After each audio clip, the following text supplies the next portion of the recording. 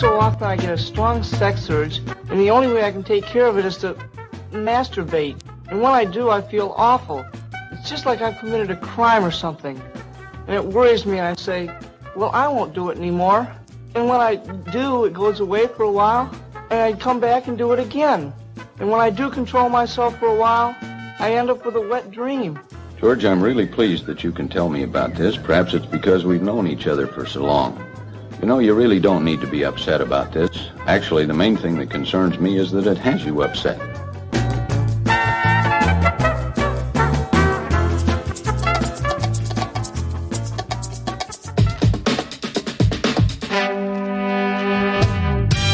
In early 2020, the world shut down. Stores, restaurants, schools, and whole communities shut their doors in an effort to protect human life.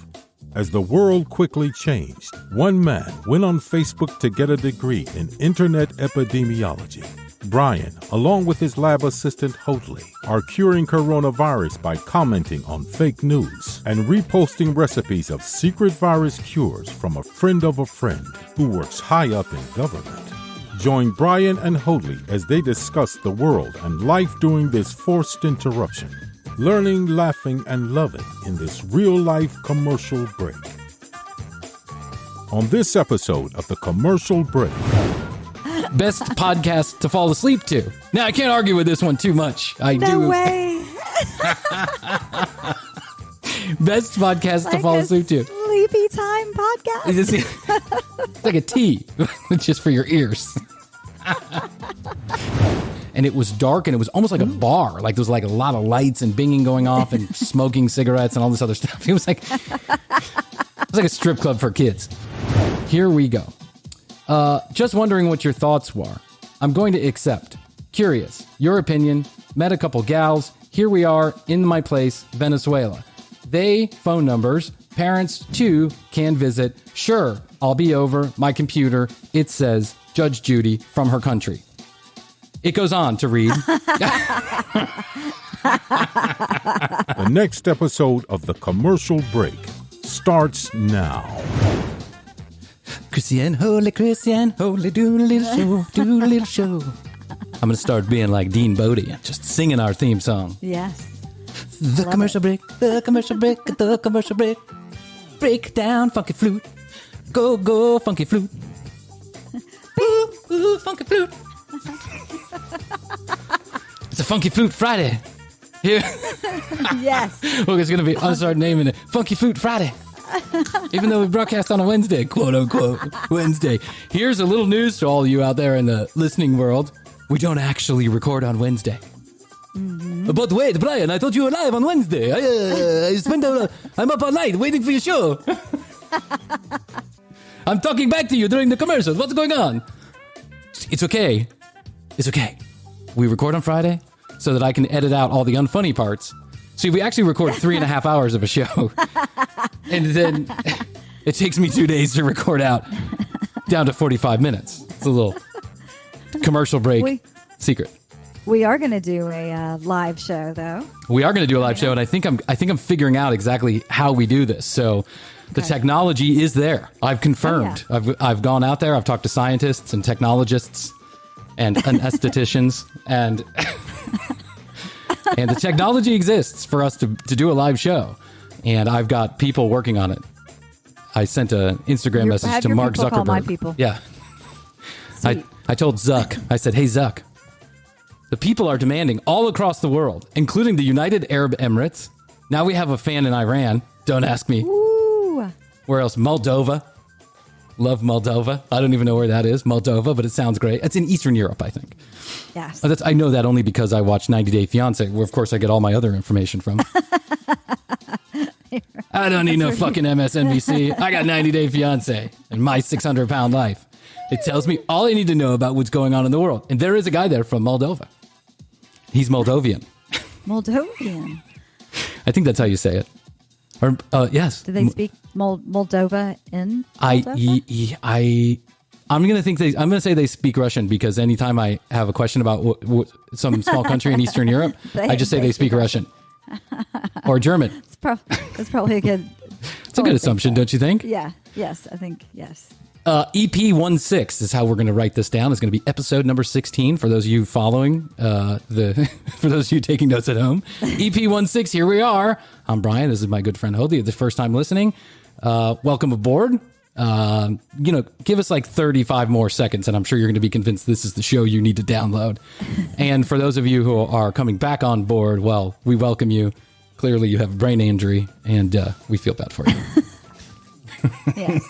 Sad. Make sure to go to tcbpodcast.com. Someone has written my show notes here. That would be me. I'm the one. By someone, I mean me. Someone has written my show notes here. And if you see, I wrote TCB, TC, the two letters that are correct, and then B, like BE, as if I was to be a podcast.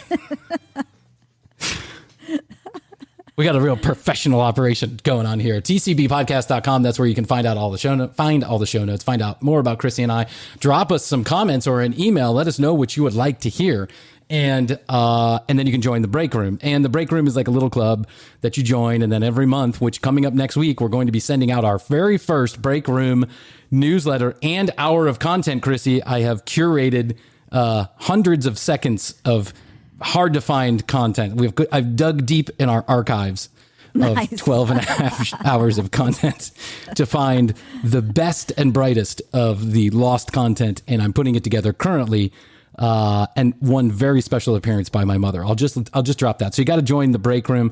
We said that the first 100 or the next 100 people that join the break room, if we ever charge for anything content related, then the first 100 people, and the couple people who joined before that would never have to pay for anything. We're close. So if you want to be included in that, what we're calling founding membership, where you never get charged for anything for an entire lifetime. And we don't even know we're going to make it to episode number 20, but on episode number 19, if we decide to charge for something, you won't get charged for a thing. That's right. So it's a cute little thing we're doing just to encourage people to join the break room. Go to tcbpodcast.com and there's a big button that says join the break room. And then follow us on all the stuff, at The Commercial Break on IG. I'm getting hip with the kids on IG, Hoadley. Is it not Insta anymore? Oh, maybe it's Insta. The Commercial Break on MySpace. And isn't it MySpace? Is that the one we're doing? No, MySpace shut down a while back. Wait, I thought Justin Timberlake just sent me an email telling me to join MySpace. I think he did try and revive it at some point, but I don't think it took. Aww. No. But I remember being on MySpace years ago. I had it like all decorated with a disco ball, and I would play my tracks, my favorite songs, and I could never figure out how to do that. And I got so excited. Like I was a little late to the social media game. So when I got my first MySpace page, I was extraordinarily excited by the amount of women that were, at the time I was single, the amount of women that were requesting my presence on their MySpace page. I just got so excited. And it really took me a long time to figure out that these were actually men just trying to sell me, porn subscriptions. Right. But for a while there, I was like, wow, I have like 82 hot chick friends. But then like 6 of them looked exactly the same and there were like thousands of similar photographs. And I was like, wait a second. Hold on, Bryan. Were they trying to be on your favorite TV show and marry you? Yeah. From another country? It's possible. Hey, don't knock it till you tried it. Look at me. I'm a success story. You are. So anyway, go to our MySpace page and then also find us on Chatterbait. Yes. Chatterbait. Which I think is still around. Do you know what Chatterbait is? Do you remember Chatterbait? Yeah. I do. Actually, you know what? I'm not going to give a free plug to Chatterbait. Don't go to Chatterbait. Find us on Instagram and Facebook and YouTube and all that other stuff. And please subscribe to the podcast so you don't miss any episodes. And leave us a review, which, by the way, a few people have done. So I say thank you very much. We appreciate it. 5 stars all around. We now have a collective 1.6. Somebody really loves us. That's right. Someone really loves us. We now have a 1.6 star rating on all our favorite podcast platforms because I put a 5 and someone put a 0 and somehow it averaged out to 1.6. Nice. Apple just gave a little weight to it, I suppose. So welcome aboard episode number 16. I do have to say this, Chrissy, I have to get into this right away because it's very important news that I have to tell you. We have been running a marketing campaign here at The Commercial Break, the team and I. And by the team and I mean my 2 dogs and my small son. We have been, I'm an internet expert of all forms and fashions. And so I decided that I was going to get myself into the pay-per-click game. because this is what they say. They say if you want to get new subscribers, you got to get in front of new people. And one of the ways to do that is go ahead and rock yourself onto a pay-per-click campaign and make sure you put all your relevant key terms. Like, so I went in there, and being the pay-per-click expert that I'm not, I decided, and they now have an app, right? It's like they're just sucking money from stupid people, essentially. They have an app. It's like a game, right? You just write in some words, and then you press a budget, and then you press go, and they charge your credit card every 15 minutes. It spends it. Fuck. It's such a racket. But anyway, listen, I guess what would we do without Google? So we have this pay-per-click campaign going on, and I decided that I'm going to put in a few key terms that I think might be relevant to the podcast, like the following things. Best podcast in the world. Most hilarious podcast in the world. Best comedy podcast to listen to, right? These are the terms that Google is suggesting based on my website that I go ahead and put in there. And I agree with Google. I think we are the best comedy podcast in the world. And our numbers prove it. 198 people away from 200 listeners. And which is better than last week, if you remember. And so we gained one. We gained one. The guy from Moldova. And so I decided that I need to do a little checking on this campaign that's been running and charging my credit card for a month because, hey, I want to understand if it's actually making any sense to spend this kind of money. And they gave me a little report. And the report goes like this. What keywords are people searching for that then they click on through to your website? Hence the pay per click. Name per click. That's right. Now Google has organic results, which means you're just you have a really hefty website and you're a trusted source out there. Let's say that you put in airplanes or airline, then Delta would come up because Delta is they're the heavy hitters, right? The best airline in the world and the busiest. If you put in best podcast, you're probably going to come up with like Joe Rogan or something along those lines, right? Mm-hmm. But you can then, and he doesn't pay for that. That's just how Google works. But then on top of that, it says sponsored, and those sponsored ads are pay per click, and you pay per every time someone clicks through. So I go and I look at this little report, and I'm like, let me see what's doing, Chrissy. Let me add up our pay per click efforts here. There's some interesting statistics. First of all, I bet. There's no longer a secret as to why people are listening to us from all around the world because people are I'm paying for people all around the world to come to our website and listen to the podcast. First, I figured that I got that little piece of the puzzle. My investigative background. Reporting? Yes, my investigative background as a private investigator. I put two and two together. Well, basically, Google told me, and that's why I figured it out. But the other thing that came up was, what are the search terms that people are getting to our website from? Yes. I'm going to give you an example of the clearly relevant key terms that Google has now charged me to send people to my website for. Search terms for the Commercial Break podcast. Best sex podcast. Oh. Paid about $10 for those clicks. Best podcast to fall asleep to. Now, I can't argue with this one too much. No way. Best podcast to fall asleep to. Sleepy time podcast. It's like a tea. It's just for your ears. Chamomile tea. It's like melatonin for your eardrums. Now, I can't argue with this too much. Maybe you find my voice droning and Chrissy's laugh welcoming and you want to go to sleep. I can go a little further in the process and figure out if people come from that search term, did they actually do anything on our website, like listen to the podcast? And what I found is that the people who searched for us best podcast to go to sleep to actually spent some time listening to the podcast. Maybe they fell asleep and it kept playing. So that's why they're listening. Or maybe they committed suicide. Maybe they're like, I've been up for days worrying about the pandemic. I don't have a job anymore.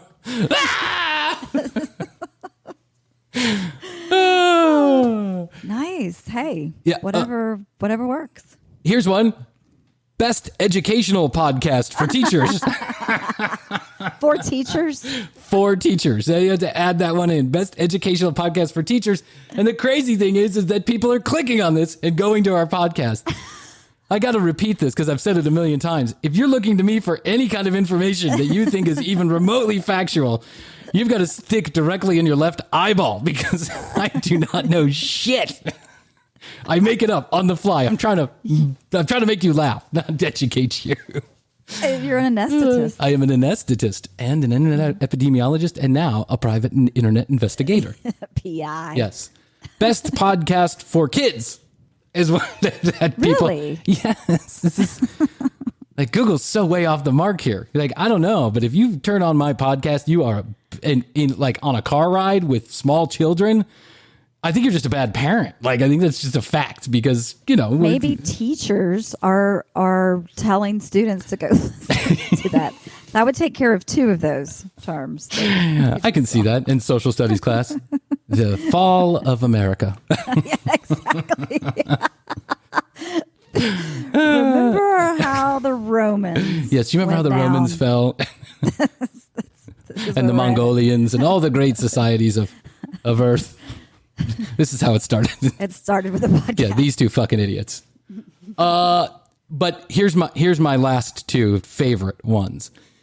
Erotic podcast. Ooh. I mean, clearly, maybe my deep lumbering voice and Chrissy's sultry sounds of Chrissy's voice are making you just too excited to handle things. And I will have noticed that the people who clicked on this term and then went to our website spent less than 30 seconds listening to it. But I'm just assuming that's a bunch of guys who just heard you and popped their top 26 seconds in. Right. And I don't blame you. And finally, finished. Yes. And finally, the commercial break on the Commercial Break podcast. Best search terms. Best podcast to have sex to. Dun, dun, dun, dun, dun. If you are having sex to our podcast, honestly, if you have had sex to our podcast, you must go immediately to tcbpodcast.com, click on the contact us page, and you must give me your phone number so that we can have a conversation, anonymous completely. But whoever has searched the term best podcast to have sex, first of all, who's fucking searching for a podcast to have sex to?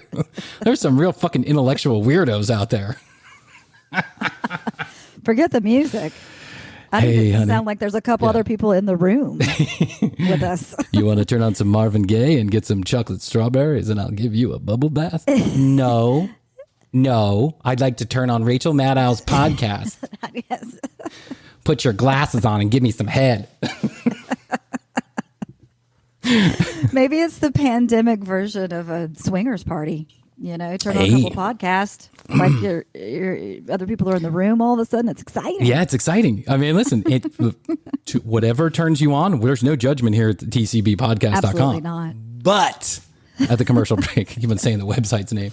However, if you have had sex to our podcast, you must call in. I mean, I would pay you to call in and tell us that story. You could use that same amount that you paid for the pay-per-click. Yeah, honestly. I mean, money towards the... Just pissing money away over here. Brian's pay-per-click strategy has not worked out so fantastically. You had to try it out. I did. Try it out. Now you learned from it. Well, I made a few adjustments and we'll see how it is going forward. I don't want to give it up altogether because I do think we're getting some traffic that's relevant, but that's that. So it's been keep us posted. I will keep you posted. Every once in a blue moon, we'll check in on the Commercial Break podcast's pay-per-click campaign just to see what's going on. A masterclass in marketing by Bryan and Chrissy. The funny thing is that we did used to be in the marketing. We did used to be in the market. Hey, maybe that's why the used to comes before marketing world. Right.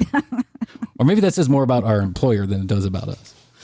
So it's been a long week here. We're still trying to get adjusted to the baby. Lots of sleep deprivation. We've had a couple really rough nights with both juggling both the children. Yeah, and listen, this is to be expected. So nothing new under the sun, nothing we didn't expect, nothing that we can't handle if we work together, right? On it. I'm a little longer in the tooth, so I feel like I need a little bit more sleep than I used to.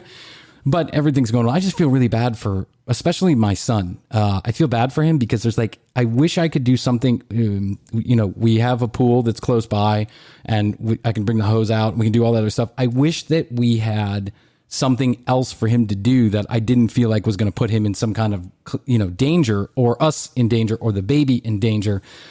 Go to a theme park, or even like a 1-day, 2-day trip to Disney World or just something that I felt like was safe. Now, you know what? I would even accept I would accept going and doing something stupid like bouncy ball house or a Chuck E. fucking cheese. That's what I would. That's what I would do.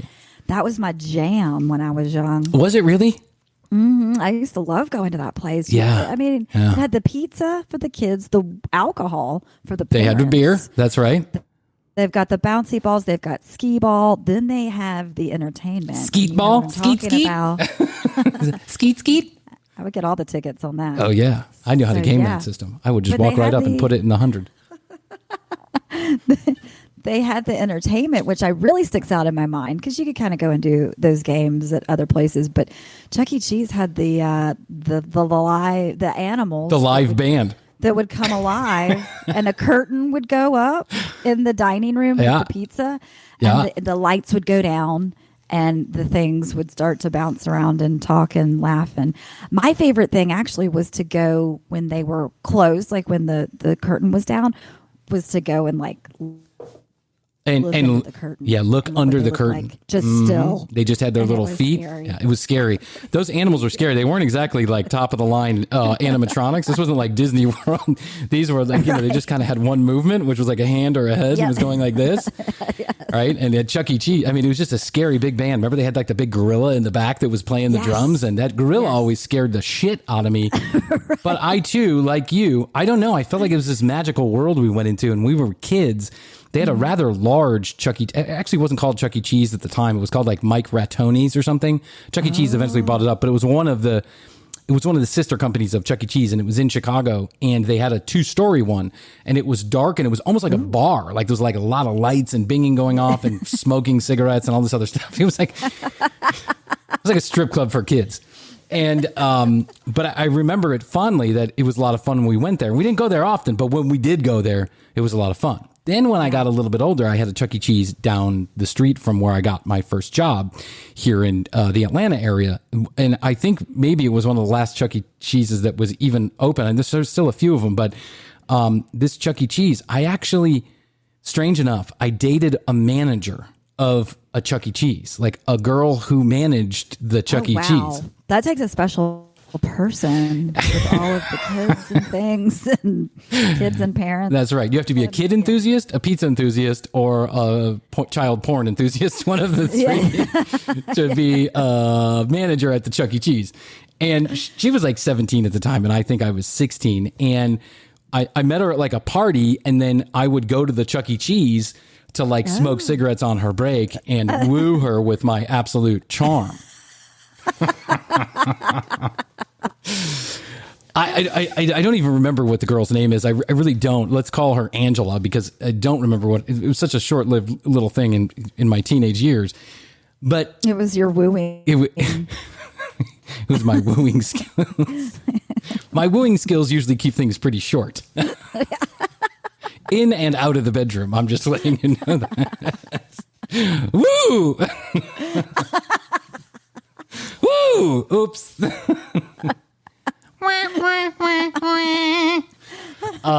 So when I remember one time my dad went out of town and my mom was indisposed, so my dad was out of town, and it was one of these weekends when my dad just kind of left us to our own devices. Kevin and I, the little guys, went away somewhere. I can't remember. They went away to a foster home. I'm not even sure where they went. They weren't there though.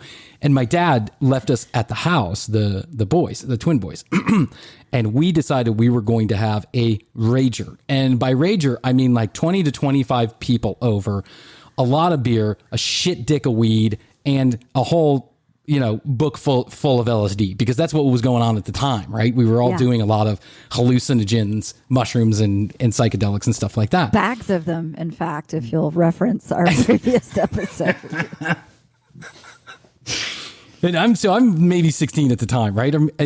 16. She was 17 or 18. And so I never forget that the night started off early, like 8 o'clock. A bunch of people came over. Everyone starts getting pretty ripped and weird, right? And there's like... when you're that age, too, you're just trying to drink those beers as fast as you can. As fast as you can. You want to funnel them, right? And I wasn't a drinker at the time, but I was making up... What I wasn't drinking in alcohol, I was making up for in everything else. And I decide quickly that I'm just going to get the night started and party hardy. I'm going to go ahead and smoke the world's biggest joint with this guy who was known for, rolling the world's biggest joint. Right. And I'm going to not take one, not take two, but take 3 hits of LSD, because that sounds like the right thing to do when my dad is out of town and we're left irresponsibly by ourselves, right? And so the night starts getting weird, like around 9 o'clock. As it would. Yeah, the party starts at 8 and the night gets weird about 9. Shit's getting weird. Like, there's a lot of people in my house. I don't know what's going on. I'm hiding in my bedroom half the time. The other half of the time, I'm like, do you want to listen to a new song I wrote? Listen, get my guitar. That's a broomstick, Bryan, not a guitar. But it sounds so good. So I remember waiting for Angela to get off work because she was going to come over to the party after work. And I was pretty sure tonight's the night, right? Tonight's the night. I feel like I'm Dean Bodie now. I'm just making songs up off the top of my head. So she comes over at let's call it 10 or 10:30. She comes over and there's 20, 25 people over at my house and everybody is now twisted. I mean, twisted up. And this is not necessarily her scene, but I think she's trying to act cool. Or at least that's the way I'm perceiving it. I can't even see her face. I'm just like, I'm feeling the energy. Yeah. Just picking up the vibes from the ethereal universe. And then and I never made mention that I had done anything before she showed up, but I'm sure she knew, but there was no conversation about it. Mm-hmm. Toward the middle of the night, or getting a little later on the night, so called midnight, we retire to my bedroom with my Pearl Jam posters and my guitar that I never learned how to play. And your broom. Yeah, and my broomstick. And we retire. Is your piano in there? My piano is not in there. It's downstairs. And trust me, that'll make an appearance later on in the night. But we get upstairs and Angela wants to get a little intimate. She wants to get a little cozy. Mm-hmm. And this is understandable. She's had a few beers. I've had a sheet of acid. I can't feel my penis, but things are going well, right? Let's cuddle. Yeah. And so we start making out. And all of a sudden, it's just like the best sex in the world that I am having, right? I'm having the best sex in the world, Hoadley. I'm sure of it. It's mind-blowing, colors, explosions, mushroom clouds, little semen running around in my head and swirling and whirling and all this other stuff. It's just, I'm seeing magical things and feeling magical things until I realize that we're not having sex at all. As a matter of fact, we don't have any articles of clothing are off at all. We're completely clothed, 100% clothed. But I had gone into this space for like 5 hours, it felt like, where I was just having mind-blowing sex, apparently with myself. Because there was actually nothing going on. We were like maybe pecking on the lips or something. So you kind of like refocused and realized all of a sudden. You know how you just like kind of come in and out of it, when you get a little drunk or whatever it is, wherever you've been out there in the audience, you kind of, if you take it a little bit too far, sometimes you can pull it back the other way and kind of refocus for just a second. Refocus. It's like if a cop pulls you over when you're drunk, right? Which I hope that never happens, but if a cop pulls you over when you're drunk, or you see a police officer and you're high in the QT or whatever, you're like, pull it together. Shit, I got to get it together. Yeah. So I'm like, this is amazing. Things are going swimmingly. I must be blowing minds here, right? And so I kind of pull it back together just to check out the scenery. And what I realize is there's no clothes off whatsoever. As a matter of fact, if I remember correctly, we're not even laying down. We're just like sitting next to each other. On the bed. On the bed.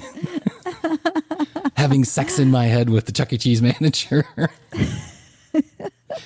Another cautionary tale to all the children out there in the world. This is where the education. This is where that's right. So to all the teachers who have now recommended this to all the teachers who are now playing this in their virtual classrooms across the world, this is another lesson, and let me explain. You start off with 1 hit of acid, and then you go to 2 after a couple of hours. You don't start with 3 and get to 6 or 12 or whatever it is. You got to start with 1, low and slow. Yeah. Feel. You gotta manage your shit. Manage your shit. Yeah. I remember I went to like a big party in the woods type thing, you know what I'm talking about? The parties in the woods, yes. The parties in the woods. We won't we won't reveal any Party in the Wood information, but a party in the wood. And there's like a guy who was like just as fucked up as I was that night, but he's like in his 40s, right? He's kind of tearing ass around the party, like knocking people over and hugging trees and pulling down his pants every once in a while and just like... And there's this other guy who is also probably just as inebriated as him. And since I have long since stopped doing hallucinogens at this point, I'm just had a few beers, right? But I'm like, this guy's out of control. He's going to hurt somebody. He's going to stick his dick in a... he's going to stick his dick in an amplifier. Yeah.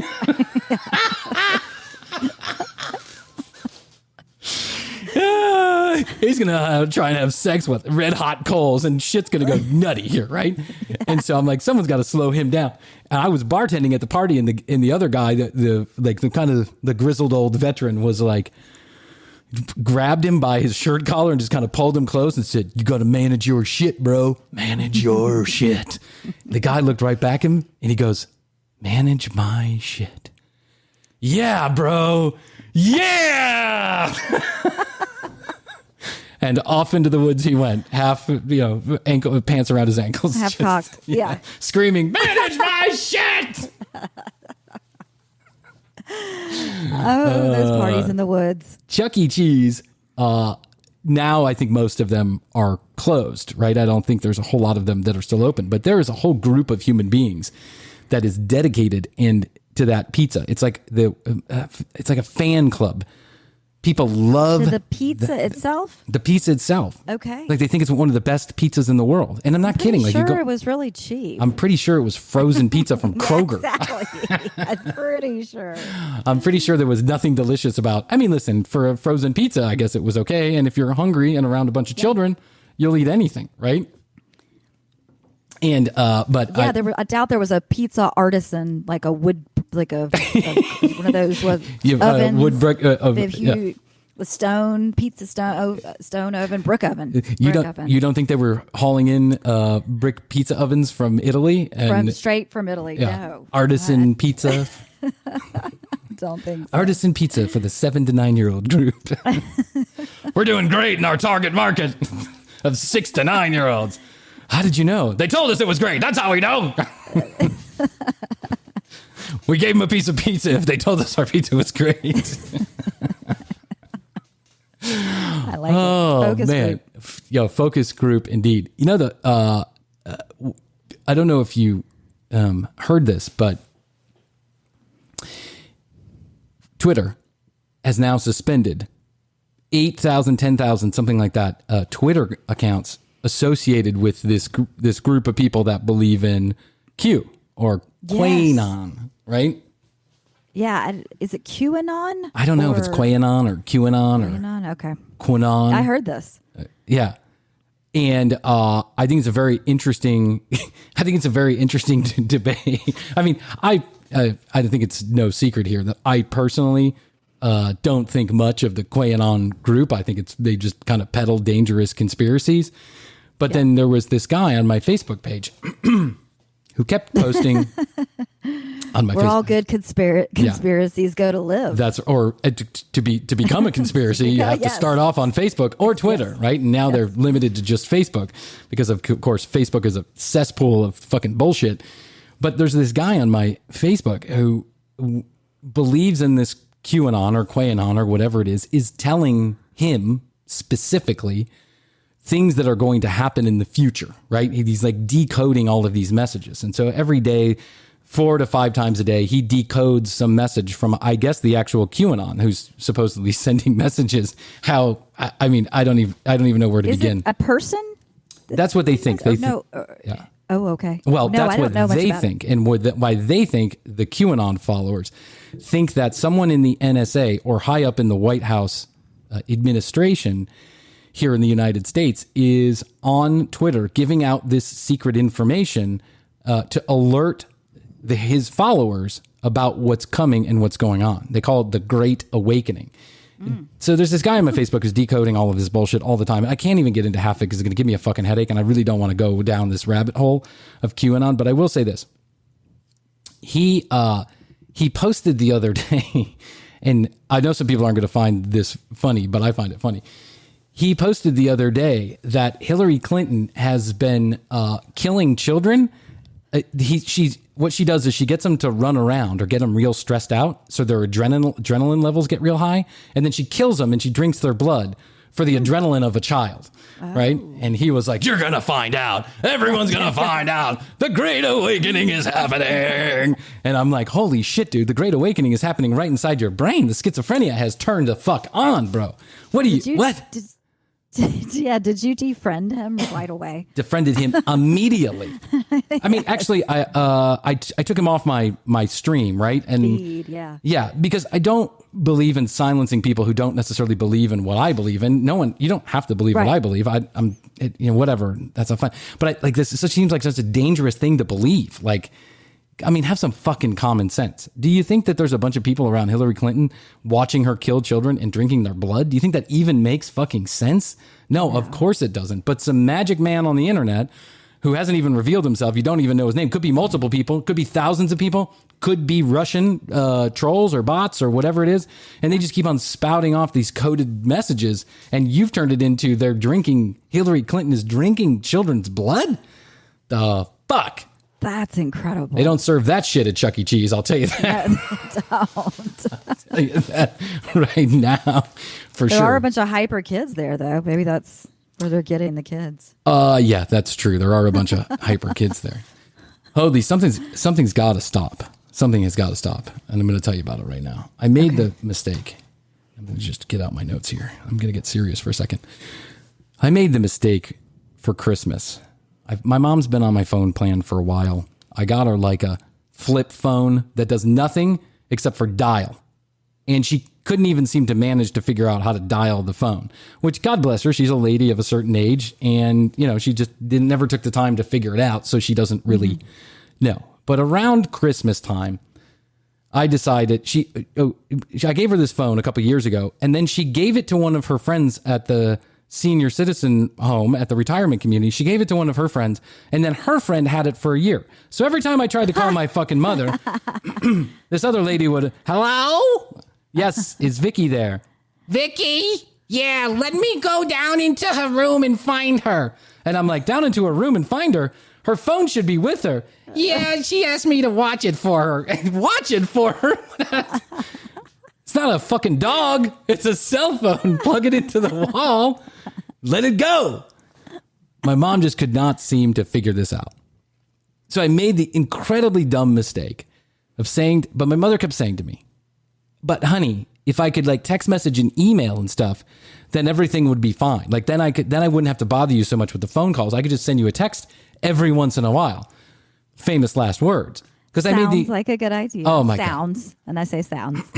Oh my God, Hoadley. I made the incredibly dumb mistake in coordination with my wife. So I'm giving her 50% of the responsibility for this dumb mistake of deciding to go get her a Jitterbug smartphone. Do you know what Jitterbug is? Oh, the Jitterbug. Jitterbug. Okay. For those of you who don't know what the Jitterbug is a phone company here in the United States, maybe all over the world. I'm not really sure. Jitterbug is a company that specifically makes telephones for older folks. The big buttons, large, loud ringtones. You can get on the internet. Like the home screen is literally, it says in large letters, text, press here, email, press here, internet, press here. So I make the mistake of telling my mother, "Okay, I'm going to get you one of these smartphones." But because of the pandemic, I wasn't able to get that smartphone until about 2 months ago or a month ago. It didn't come. Mm-hmm. I got it. And now all holy hell has unleashed on my telephone, Chrissy. My mom, oh Lord, it's got a talk to text function. And my mother has used this talk to text function in ways that are unimaginable. My mother has gone for the Guinness Book of World Record talk to text message back to back to back. And I think she's got it. She is now I think one message. I'll let you take a look at this. You can't, maybe I'll put this on the website here. One message is 70 text messages deep, Chrissy. Whoa. 70. And this is going on at all hours of the night and day. When my mom has a thought, she farts, or she decides to take a shower, I know about it, and I know all the thoughts that go into how she's going to fart, walk, or take a shower. And that doesn't include any of the more serious stuff like, whatever, how she's feeling or what happened with Irving or whatever the hell she's talking about. She is talking right into that phone. just as if we were on a phone call, and it's just coming into my phone left and right. It's awful. And I've got to stop it. It's a disgrace. It's a crime against humanity. And I'm really upset. Well, yeah, and it brings up the fact too that you're probably like, oh no, it's just mom again, and now you're not really looking at. That's right. What she's saying. Let me give you an example of one of these text messages, because also the talk to text function only works if you actually are talking correctly, right? If the talk to text can keep up with you. If it can't keep up with you, there's a certain way you got to talk to a text message. It's almost like a robot to really get it correctly. If you're just talking like you and I are talking, there's going to be all kind of jibble-jabble words that are coming. So my mom hasn't quite learned this yet, and I'll give her some time, but here we go. Just wondering what your thoughts were. I'm going to accept. Curious. Your opinion. Met a couple gals. Here we are in my place, Venezuela. They, phone numbers. Parents, too, can visit. Sure, I'll be over. My computer. It says, Judge Judy from her country. It goes on to read. It goes on to read. Wait, hold on 1 second. I lost my place. It goes on to read. Do you agree? I'm sure. Terribly. Text Patrick. I thought, should anybody? We don't. They do. Patrick Kind. We were sick. I was wondering. Your thoughts anyway. Relationship. Maybe she should. Maybe I don't. Maybe we would. That is the conclusion of page 1 of 7 of my mother's text messages that I've been getting day in, day out, night after night from my mother during this pandemic now. It has become really a bane of my existence. So I had to have... Sounds like she wants your opinion on something, your thoughts. She wants my thoughts. That's a recurring theme. You're deciphering the code. I actually think my mom is Qanon. I was going to say... I think my mom is Qanon. That sounds like a perfect conspiracy message. That's right. I think that she's putting these right onto Twitter. What happened is there's like a million people have started following my mom's Twitter account when actually she's just tweeting from her jitterbug.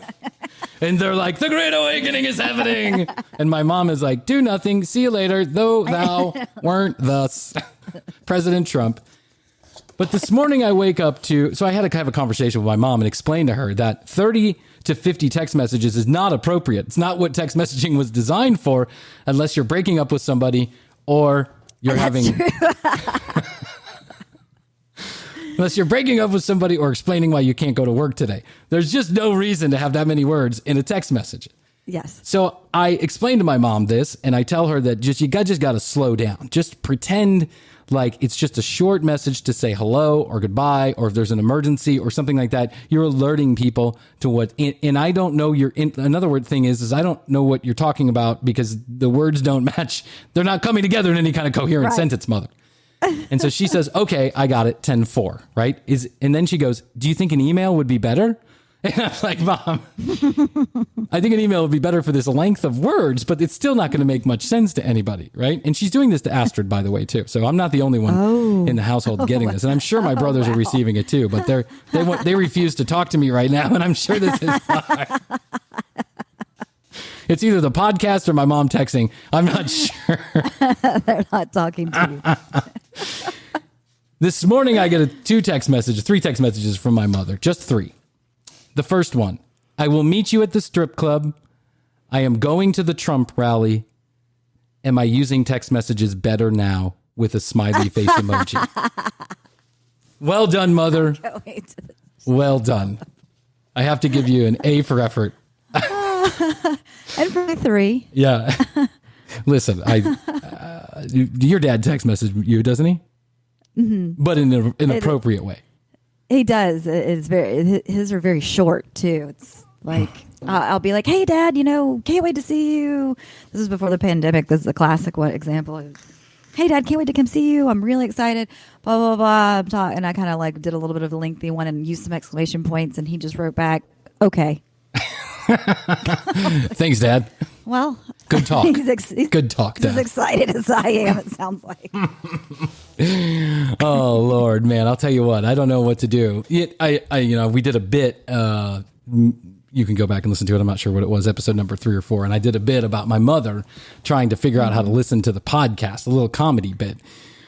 and leaving me an extremely long telephone message about it. But it's true. My mom leaves extremely long telephone messages, but no longer, because those messages come directly to my phone via text message. Got to find a way to put a stop to it. I will update you on this because I'm going to find a way. I might just pull the data from her phone plan, and that way she can text all she wants. It's just going to go nowhere. Like, yeah, Mom, I got your message. No problem. It sounds good. It sounds good. Great. I agree. Venezuela. I meet you at the strip club. Meet you at the strip club. MAGA 2020. MAGA 2026. Before we go, I have to tell you about something. So I was scouring the internet. I was scouring the podcast charts just to see if I could find my name on there. Being totally egomaniac. My therapist says I should cut it out, but I like to do it. I was scouring the podcast charts, and I was like, I don't know how I found this. It wasn't on a chart necessarily, but I found, and I was listening to just like random podcasts, right? Just to see what they're up to. Like, what are my fellow podcasters out there, especially newer ones who have started during the pandemic, like us? Like, are they having a measure of success?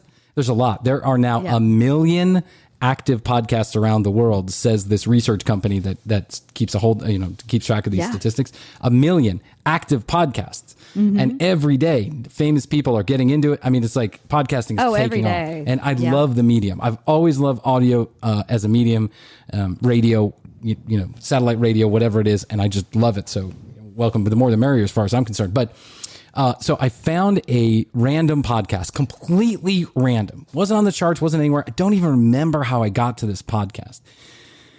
But this guy is named Dean. And then he calls his show the Dean Bodie Show because it's Dean and then his dog Bodie. I'm assuming they are the two that just live in the household wherever it is he lives. It's called the Dean Bodie Show. I'll give him a shout out.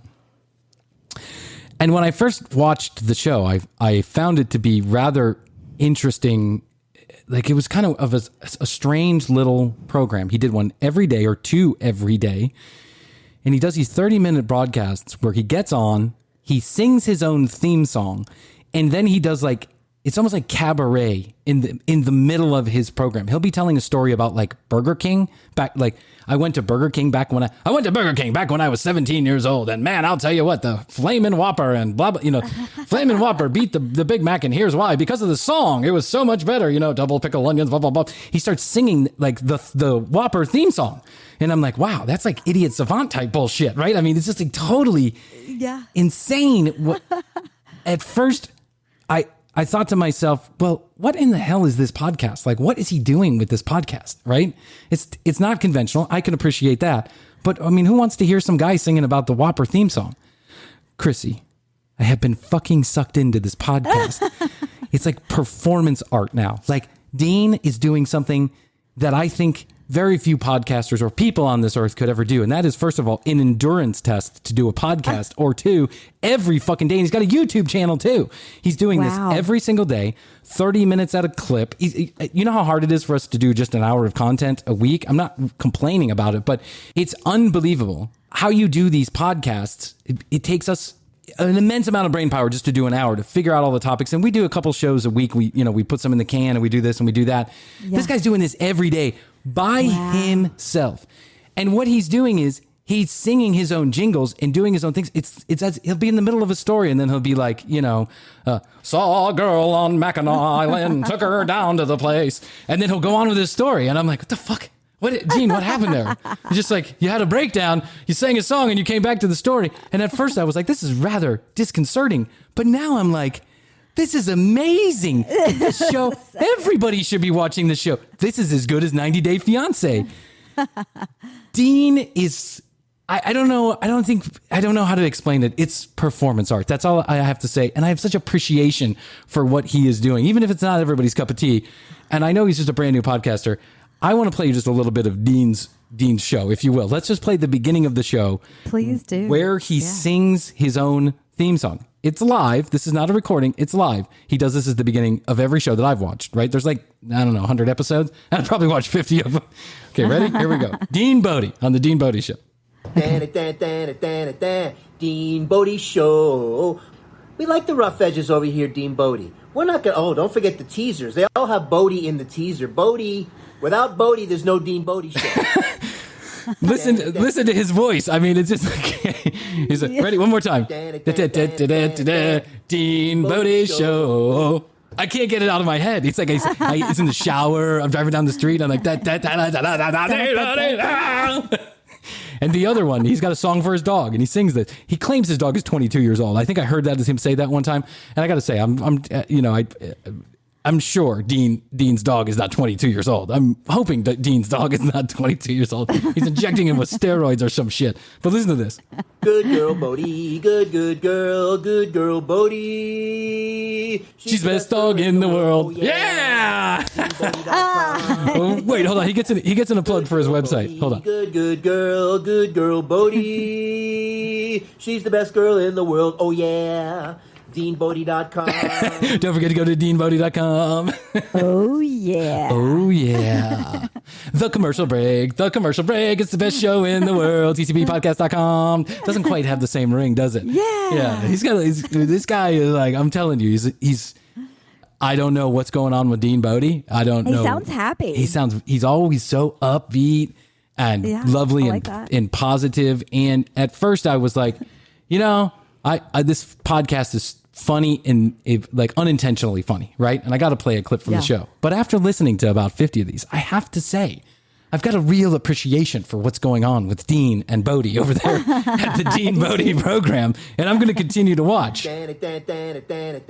Dean Bodie Show. Now you're going to have it stuck in my head. I know. Well, I'm going to send it to you. You know what? I'm going to have Jeff change it to my ringtone. Da, da, da. So every time I text you, it's going to be da, da, da. Ready? Here's a text coming in from here's my mom's text. Dean Bodie Show. Dean Bodie Show.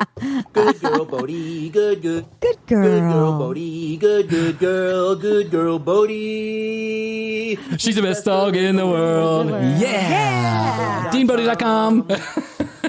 Oh, I could do it all day long. I swear to God, I could. This is the most interesting thing I've ever seen on YouTube. I'm 100% sure of it.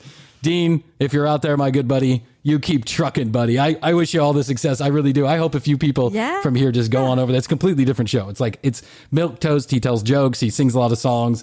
Go check out Dean Bodie. I just find it to be the most fascinating thing in the world. It's a great break from my day. I check in with Dean. I check in with the dog. I check in with Dean. We're good friends now. I'm like, hey, Dean, what's going on? Daily. Well, this one time I drove in my Camaro. Good girl, Bodie. Good girl. Good girl, Bodie. She's the best Camaro in the world. Yeah. Yeah. All right. He'll sing a Billy Joel song in the middle. She's always a woman to me. Bottle of red. Bottle of white. Bottle of white. And then Dean Bodie Show.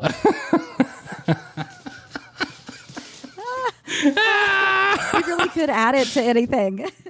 Good for him. Good God. Nice. What was that? Yes. Wait, let's get that website one more time. We'll give him a plug. Why not? Good girl, Bodie. Good girl. Good girl, Bodie. She's the best dog in the world. Oh, yeah. DeanBodie.com. DeanBodie.com. Go there and listen to his shows. He's on YouTube, too.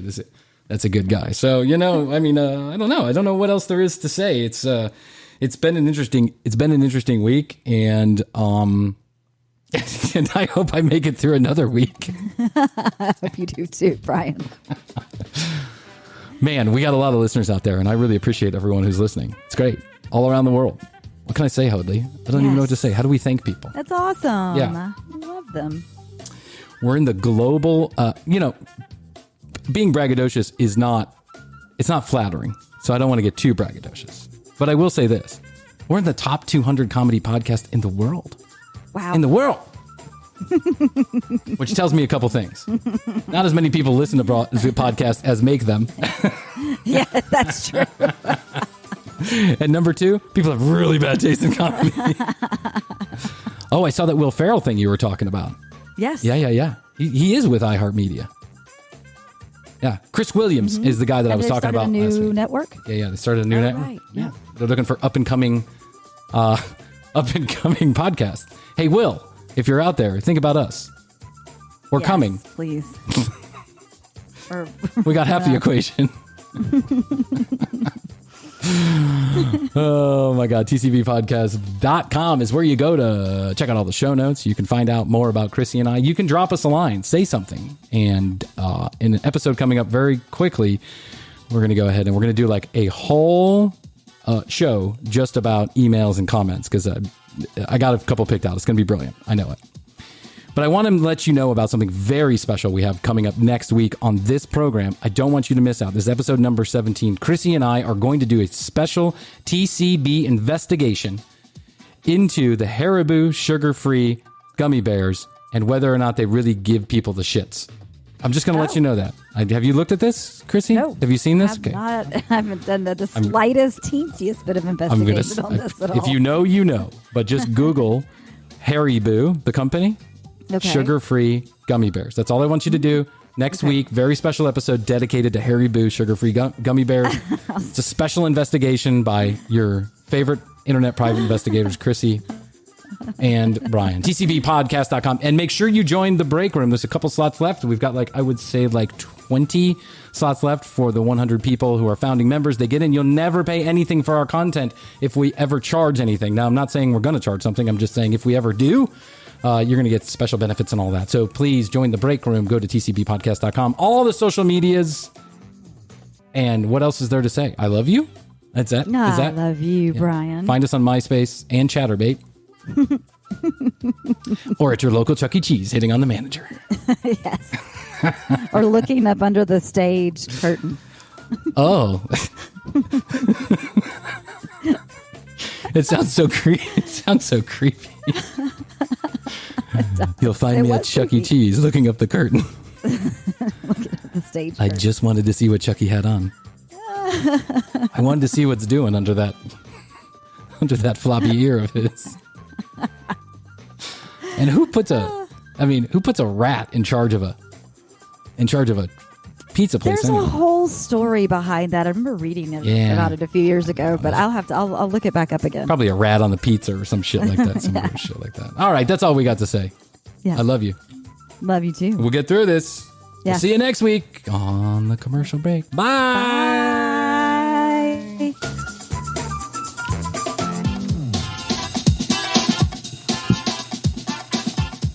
Email us at thecommercialb@gmail.com. Find us and follow us on Facebook and Instagram at The Commercial Break. New episodes drop every Wednesday.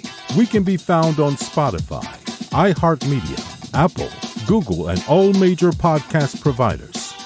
The Commercial Break is a great middleweight production. Written and produced by Bryan Green. Co-hosted by Chrissy Hoadley.